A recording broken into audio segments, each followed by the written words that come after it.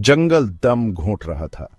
पुराने पेड़ आसमान को नोच रहे थे, उनकी शाखाएं कंकाल उंगलियों की तरह टेढ़ी मेढ़ी थीं। सूरज की रोशनी घने पेड़ों से मुश्किल से आर पार हो रही थी, लंबी भयानक परछाइयां बना रही थी जो हवा के साथ नाच रही थी। सड़ती पत्तियां जंगल के फर्श पर बिछी हुई थीं, हर कदम को दबा रही थी। हवा में गीली मिट्टी और भूली हुई चीजों की गंध भरी हुई थी। इस वीरान जगह के बीच में खोखला स्पीयर खड़ा था। यह एक टूटता हुआ वॉचर टावर था, यादों में खोए हुए समय का एक अवशेष। इसका कभी गर्व करने वाला पत्थर अब पुराना और टूटा हुआ था, उपेक्षा और प्रकृति के लगातार आलिंगन से जख्मी। स्पीयर जंगल के फर्श से एक कंकाल की उंगली की तरह उठा हुआ था जो आसमान पर इल्जाम लगा रहा था। इसकी खिड़कियां अंधेरी खाली आंखें थीं जो देखती हुई प्रतीक्षा करती हुई प्रतीत होती थीं। किंवदंतियां टावर के बारे में फुसफुसाती थीं। चटकती आग के चारों ओर धीमी आवाज में कहानियां सुनाई जाती थीं। उन्होंने एक चौकस संरक्षक के बारे में बात की, एक प्राणी जो इसकी दीवारों के भीतर फंसा हुआ था, एक ऐसा प्राणी जो जिज्ञासु और मूर्खों को उनके विनाश की ओर ले जाता था। यह एक ऐसी जगह थी जिससे डरना चाहिए, जिससे बचना चाहिए। फिर भी खोखले स्पीयर के प्रति एक निर्विवाद आकर्षण था, एक मोहक गीत जो साहसी आत्मा से फुसफुसाता था, उन्हें करीब बुलाता था, रहस्यों और अनकही भयावहता का वादा करता था। क्लारा हमेशा से ही अज्ञात की ओर आकर्षित होती रही है। पेशे से एक पत्रकार, उसे सच्चाई की प्यास और एक अतृप्त जिज्ञासा थी। सालों से उसने खोखले स्पीयर की फुसफुसाहट सुनी थी। हर एक ही डरावनी कहानी का एक अलग संस्करण बताती थी। कुछ लोगों ने इसे केवल लोक कथाओं के रूप में खारिज कर दिया, बच्चों को डराने के लिए एक भूत की कहानी। दूसरों ने डर के साथ इसके बारे में बात की। उनकी आवाजें धीमी थीं, उनकी आंखें अनकहे आतंक से चौड़ी थीं।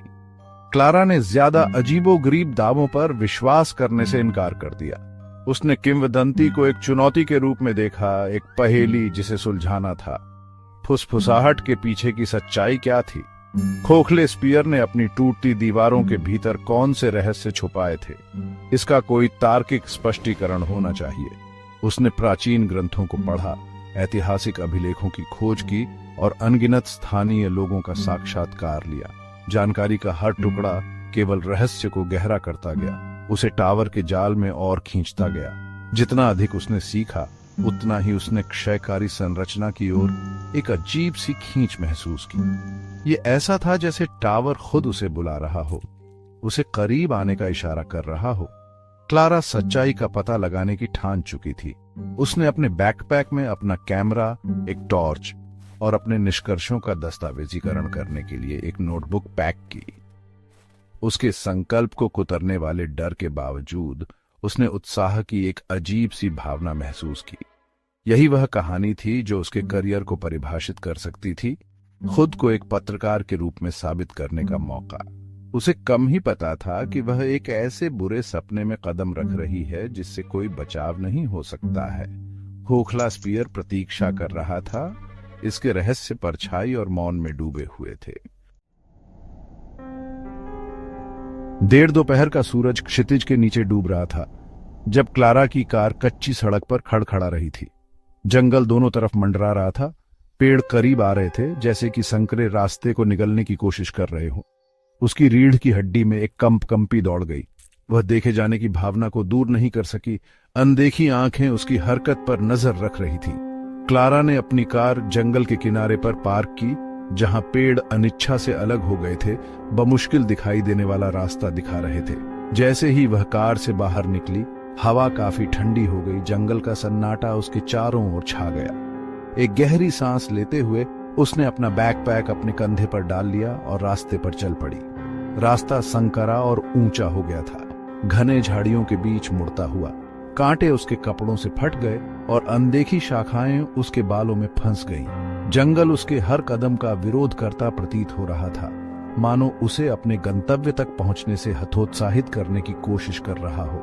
लेकिन क्लारा आसानी से निरुत्साहित नहीं हुई। इसने उसके दृढ़ संकल्प को और बढ़ा दिया।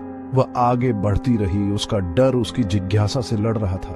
वह जंगल में जितनी गहराई में जाती, माहौल उतना ही दमनकारी होता जाता। हवा में गीली मिट्टी और सड़न की गंध भर गई। सन्नाटा केवल पत्तों की सरसराहट और कभी कभी टहनी के टूटने से ही टूटता था। जैसे जैसे अंधेरा गहराता गया, जंगल भयानक आवाजों से भर गया। पत्तों की सरसराहट एक भयावह रूप ले लेती है, जैसे फुसफुसाहट समझ से परे हो। ढलती रोशनी में परछाइयां नाचती थीं, विकराल और खतरनाक रूप लेती थीं। क्लारा का हाथ कांप गया जब वह अपनी टॉर्च के लिए पहुंची। उसकी किरण अंधेरे में एक कांपता हुआ रास्ता बना रही थी। दिन के उजाले में बमुश्किल दिखाई देने वाला रास्ता खतरनाक हो गया था। जड़ें जमीन पर पकड़ने वाले पंजों की तरह फैल गईं, उसे गिरने के लिए बेताब। पेड़ और करीब आ गए, उनकी शाखाएं ऊपर से आपस में जुड़ गईं, एकदम घोंटने वाली सुरंग बन गईं जो उसके हर कदम के साथ सिकुड़ती हुई लग रही थी। तभी उसने खरोंचों पर ध्यान दिया। पेड़ों की छाल में गहरे समानांतर खांचे बने हुए थे। वे ऐसे थे जैसे उसने पहले कभी नहीं देखे थे। जानवरों का काम होने के लिए बहुत नियमित, बहुत जानबूझकर। खरोंच रास्ते के चारों ओर जमा थे, लगभग एक भयानक रेलिंग बना रहे थे। जैसे जैसे वह आगे बढ़ती गई, खरोंच गहरे, अधिक बार बार, अधिक उत्तेजित होते गए। क्लारा के ऊपर चक्कर का एक झोंका आया। वह एक पेड़ पर झुक गई। उसका दिल उसकी छाती में धड़क रहा था। जंगल जीवित, दुर्भावनापूर्ण महसूस हो रहा था। यह ऐसा था जैसे वह एक पवित्र, निषिद्ध स्थान पर ठोकर खा गई हो। एक ऐसी जगह जहां इंसानों का स्वागत नहीं था। अपनी बढ़ती बेचैनी के बावजूद वह आगे बढ़ती रही। वह अब वापस मुड़ने के लिए बहुत दूर आ चुकी थी। खोखला स्पीयर इंतजार कर रहा था। गहरे आसमान के सामने इसका सिलहूट एक अंधेरा वादा था। हालांकि खरोंच एक दिल दहला देने वाला याद दिलाते थे कि वह अकेली नहीं थी।